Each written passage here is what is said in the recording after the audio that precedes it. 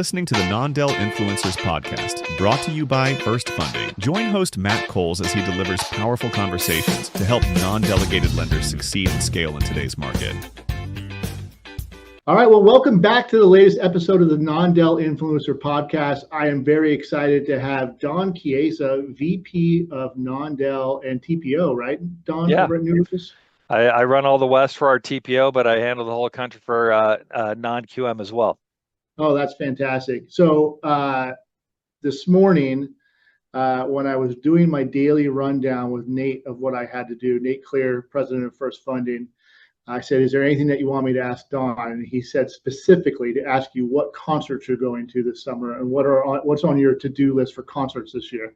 Yeah, no, he knows I'm a music fan. I just got back from seeing Brandy Carlisle up at the Gorge. I like to go to like destination places, and we're heading down to San Diego to see Chris Stapleton later. So he's at one of the Island Credit Union venues, so that'll be great. So we love our music. So awesome. Nate and I just went and saw Pitbull, so that was fun. And then I got Goose and Noah Kahan on my radar for the summer. So very fun. I don't pick any genre. I like them all. So I just like good music, though. So I think we even do a punk rock cruise every year. So that may be what he's referencing as well, where we see like 15 bands on one boat, and there's always a venue going on with somebody playing. Oh, that's fantastic. That's awesome. All right. Well, Don, let's jump right into it, right? Because you have such a great history in the non-Del space. And I just, your background, and you've been really, since my time at First Funding, you've always been an advocate for the non-Del space. And what are you seeing at Newrez as the opportunity for non-Del as we get further and further into 2026?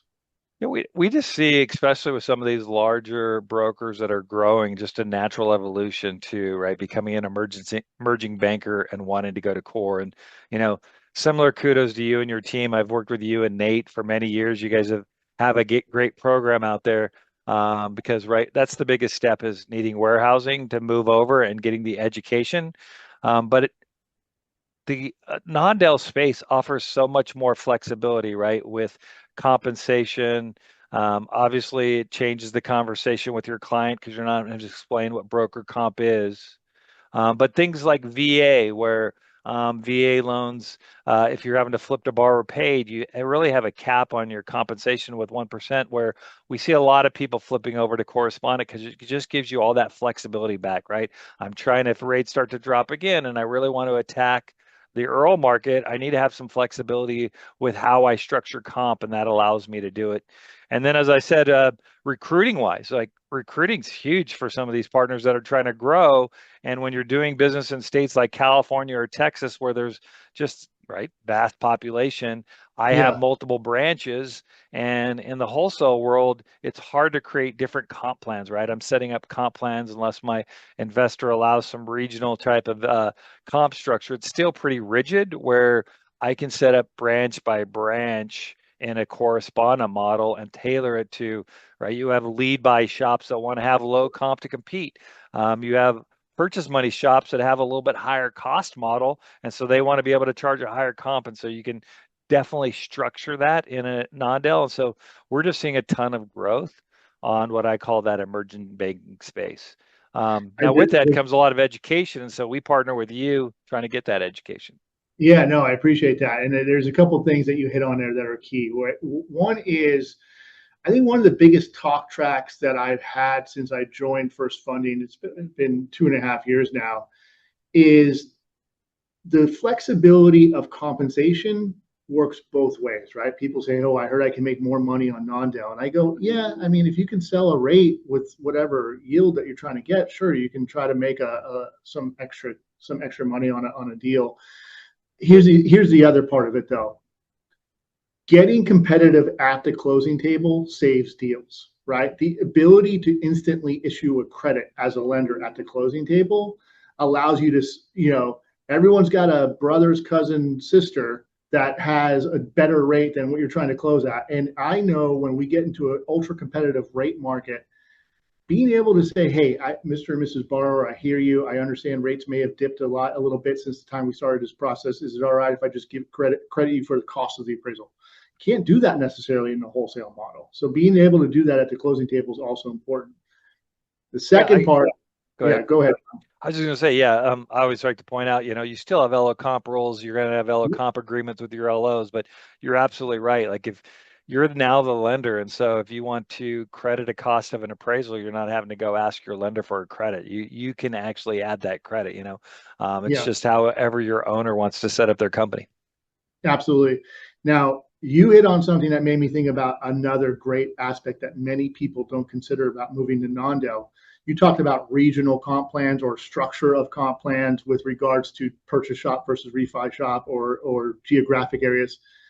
It also means that you can have different AMCs for different pockets for different branches, right? So if you have a Texas branch and you're working in a wholesale, you may be beholden to that investor or that lender, that wholesale partner's AMC that they have nationwide. But you can identify, okay, in Texas, I want this AMC to cover my Texas branch. In California, I want this AMC to cover that branch. It's a really cool feature of the non-del that I don't think is leveraged as much. And when I've done these podcasts with our AMC partners, they absolutely love the idea of setting up panels for non-dels and having separate kind of boutique feeling to the AMC process for our non-del customers. Yeah, I had a big partner in Michigan, and that was really the thing. Like, even on the wholesale side, we may align and have the same AMC, but to be compliant, I have to have the same guidelines from a compliance standpoint across the board. And so if I say I'm going to allow an appraiser to come from up to 30 miles or 25 miles or whatever that number is, that I have to apply that standard to all of my broker loans. Where if you have a particular AMC and you want to set different parameters, you get on the phone with them and say, I don't want any of my appraisers to come from more than 10 or 15 miles away. And if they can accommodate that, it's a win. Or like you said, maybe there's an AMC that's better serving you in that particular geographic. You're now the lender. As long as you remain air compliant, you can use whatever appraiser and set the right parameters around that and conversing with your AMC. I think that's a huge win, especially in the purchase market, right? I always say, sometimes the value is the value, but you're giving them, and the value doesn't come in, it's always somebody's fault. Yeah, no, absolutely right. And so, Don, I mean, I know you see it, and I definitely see it. And I don't necessarily, oftentimes when I talk to a lot of salespeople in the TPO world, maybe they're not seeing it as much. But why do you think we're seeing such explosive growth in the non-del space?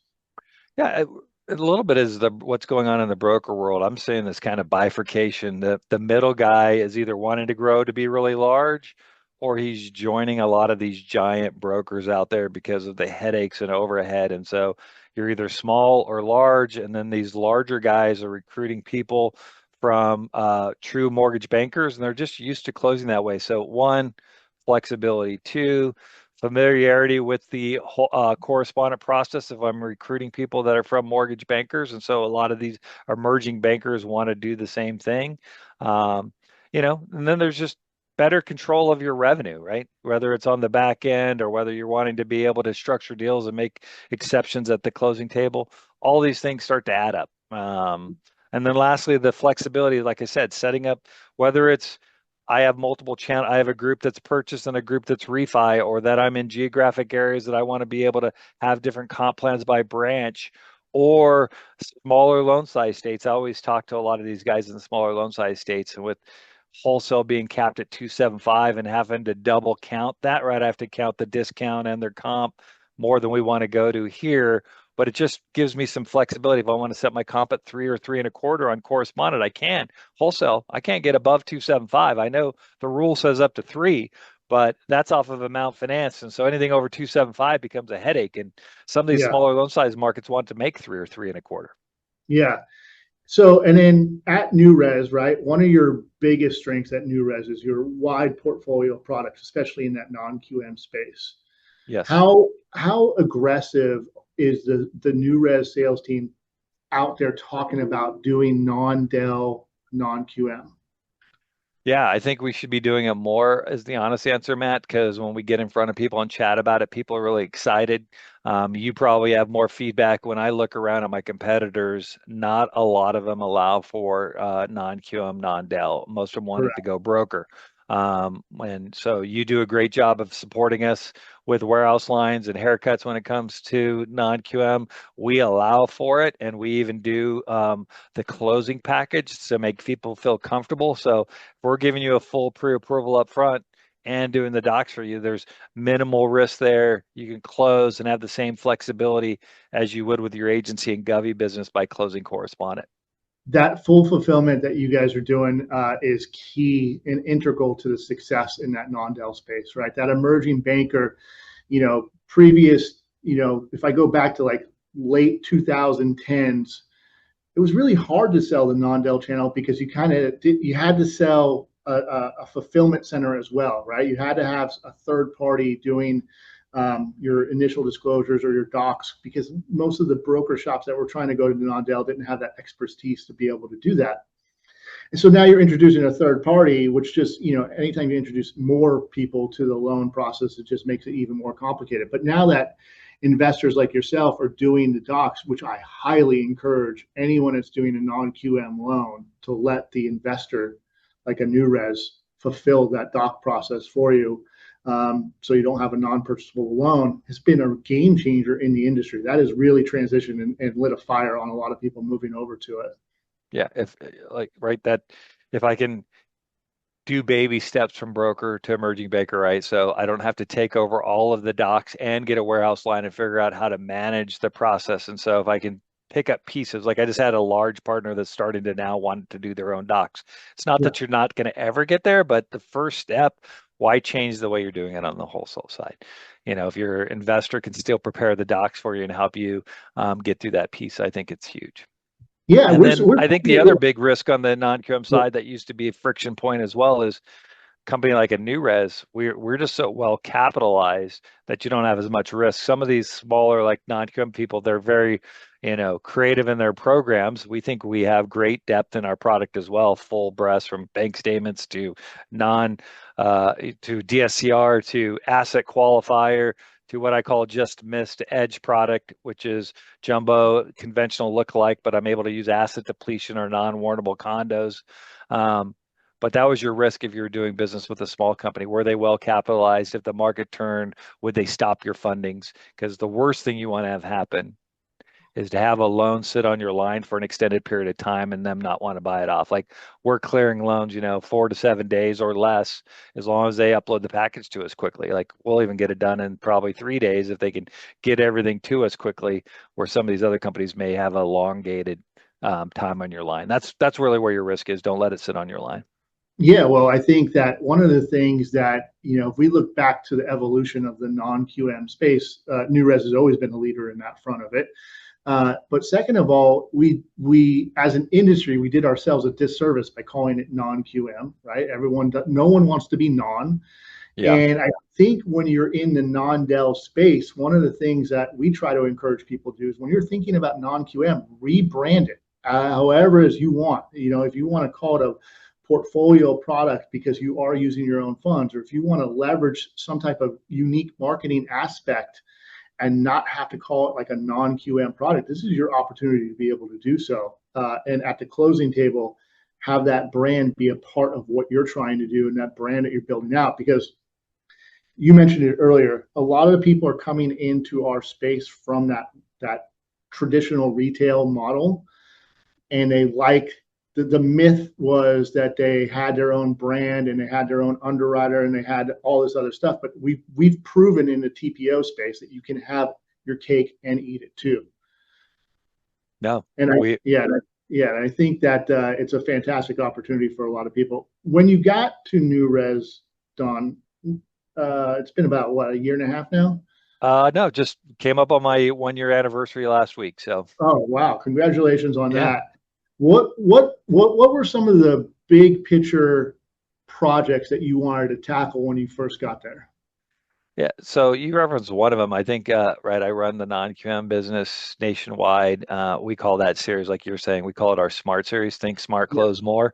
yeah, Um, because that's truly what you're trying to do, right? Why take a really difficult client with a bunch of tax returns that may be on extensions? Instead, just do it bank statements. The pricing's relatively the same, and you can close the loan within weeks versus months of trying to track down tax returns or squeezing a high debt ratio loan in. But it was really around education. I don't think enough people know what we do at Newrez, and so we've created these monthly webinars where we educate as well as talk about not only what the product is, but why is it important. Like, we see self-employed clients. If you have one business, at least, there's a number that's of greater than 30% that have multiple businesses.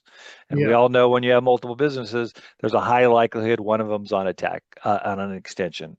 Or, we are trying to always set up referral partners and help our clients generate new business through referral partners. Like, don't let your tax strategy get in the way of your mortgage, right? Your CPA is trying to get you the lowest paid taxes, which isn't always conducive to a great mortgage. So let's, marry the two together and have great referral sources from our CPAs or financial advisors. And so that's really is getting the word out, making sure people understand what we're doing at Newrez. We're the fifth largest servicer out there. A lot of people have their mortgages with us, but how do we get them to think about us first when they're doing mortgages, as well as educating them around not only non-del, but how to do some of these alternative doc programs?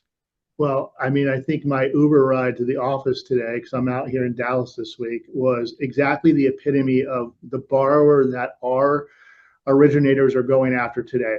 He drove Uber in the mornings, did personal training in the early morning, in the mid mornings, and then he had a full-time job in the afternoon. Right, the gig worker is definitely doesn't fit the traditional Fannie Freddie box that we built, how many ever years ago. Yep. I agree with the gig workers. We talk about that a lot. I had heard a new one the other day that says if you want to do a bunch of these loans, like call on all the restaurants, join the restaurant, boards or whatever things, because restaurant people have high cash flow, but they're always the ones that are writing down the most on their taxes. And so all of them are great asset for those that are trying to use a bank statement program. That's fantastic. That's actually a really good idea. Never thought about that. One of the things that I know you and I have been working on is trying to get the e-note process launched. Significant upgrade to our industry that I don't believe a lot of people have taken full advantage of yet. And on the non-del side of things, it is a game changer, right? No more FedEx of the collateral to the custodian to the investor, ice storms in Tennessee that delay, and people losing their minds because collateral gets lost somewhere. An e-note transfer is as clean as it possibly can get and will revolutionize the way that warehouse space operates, especially for those non-delegated customers. What has been the process for Newrez to get this launched?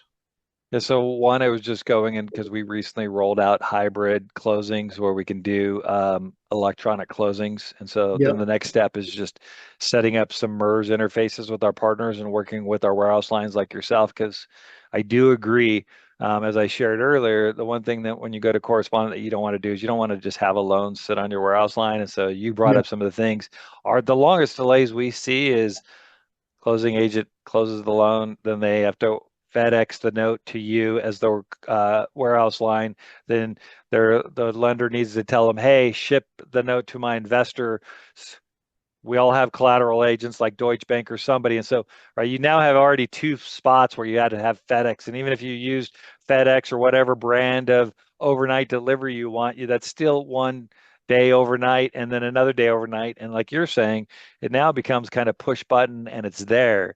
And I know we had some bad weather, as you said, over a year ago. And so that delayed some shipping as well. And so all that gets removed if you start just transferring it all around electronically. So we're going to continue to stay close with you because we do believe it's a game changer. And if I can shorten and continue to shorten the time from they close to we buy, all of that's a win for our partners. Yeah, absolutely. And I just think that I wish I had the PR firm that FedEx has, because they never do anything wrong in anyone's eyes, because they never lose a package. They always blame me or you. Yes. Why isn't my package there yet? I don't know. Where's the FedEx reference number? Exactly.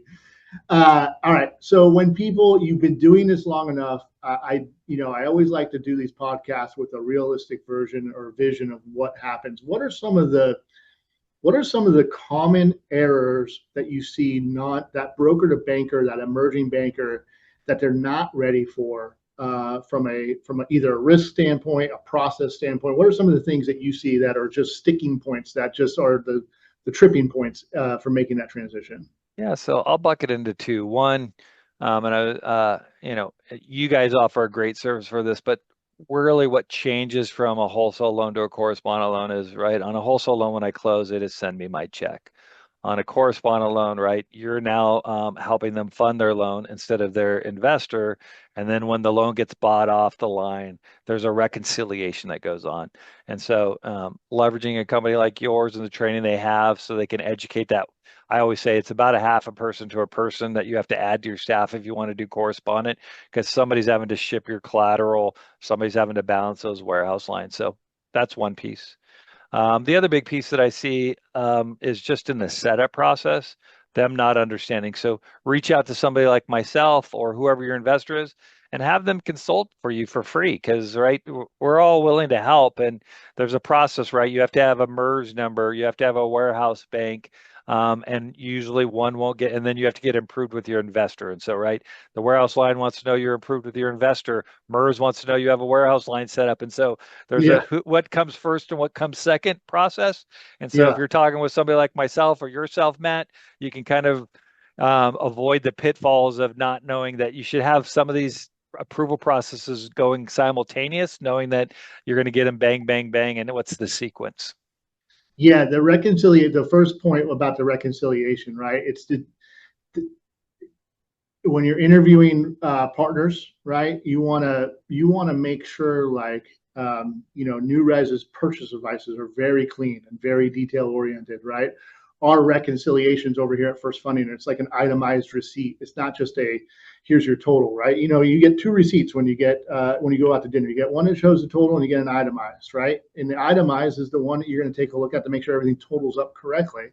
And both of us on our side, each of our sides, have very detail oriented itemized receipts, right? Your purchase advice is going to match my reconciliation to the point. And then I do love what you said about the staffing, right? People often ask me, how much staff do I need to add? And there was this misconception that you needed to have, you needed to go hire a closing desk or a closing table. And I said, listen, at the end of the day, if you have a above average processor that knows how to balance a CD pretty quickly, it's pretty simple to do, because at the end of the day, a lot of it is just an extra step or two. But as you're starting to grow, right? That's why most people move the non-Dels. They want to grow the same volume that you were doing wholesale. I don't know. I think the average process. I ask this question a lot. A lot of our business owners say that the average processor can carry about 15 to 20 loans on their desk at any point in time. You got to keep that in mind as you continue to grow in the non-Del space, because there are extra steps, and so it exponentially decreases the ability for your people at the staff. So you may want to just have someone in your back pocket to bring in to handle some of those tasks on a regular basis.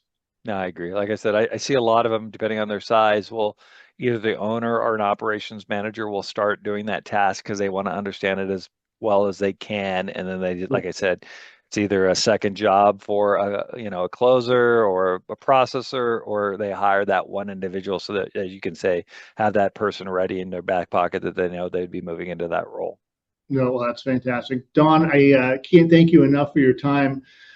Wishing you continued success at Newrez. I think Newrez is an amazing partner in the non-Del space, especially with your suite of products from soup to nuts. You guys have a lot of different things that the lenders are looking for. So wishing you and the rest of the Newrez team a very successful finish to 2026. Hey, thank you. And same to you. Nate and yourself have always been great partners. I always say when you're trying to get set up, you want to have a partner that you can count on. So I know you guys do a great job of that, especially even at the end of the year, helping with their 1098s or other services you provide that others don't think about. I just think are great opportunities. Fantastic. Thanks a lot, Tom. Thanks, Matt. Thanks for tuning in to the Non-Del Influencers podcast, powered by First Funding. For more resources and episodes, visit nondelinfluencers.com.